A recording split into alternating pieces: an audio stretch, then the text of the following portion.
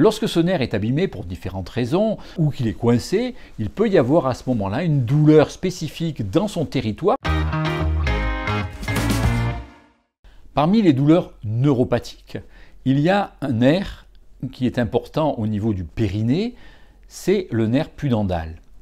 C'est un nerf qui est chargé de la sensibilité de la zone de la vulve, de l'anus, du périnée et jusqu'au clitoris. Il a d'ailleurs 3 branches terminales qui recueillent les informations et qui va transporter le signal sensitif jusqu'au niveau du cerveau. Lorsque ce nerf est abîmé pour différentes raisons ou qu'il est coincé, il peut y avoir à ce moment-là une douleur spécifique dans son territoire, c'est-à-dire au niveau de cette zone qui est autour de l'anus, des lèvres, du tiers inférieur du vagin, voire même au niveau de l'urètre et d'une partie de la vessie et du clitoris, où nous allons rencontrer des symptômes névralgiques, c'est-à-dire des douleurs neuropathiques à type de violentes brûlures, de décharges électriques, de pincements et de piqûres très importantes.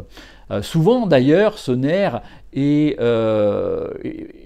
aggravé lorsqu'il y a une position assise, puisqu'on augmente à ce moment-là la pression dans son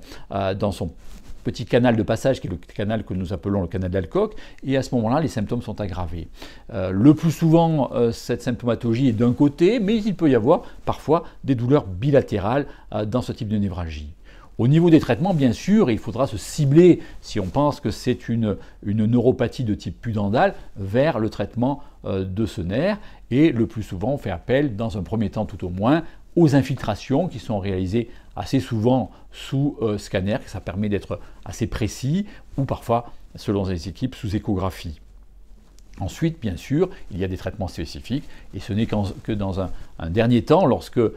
ces thérapeutiques échouent et que l'on pense véritablement qu'il y a un mécanisme de compression, par exemple, que la chirurgie vient libérer ce nerf et peut parfois permettre ainsi de guérir la patiente.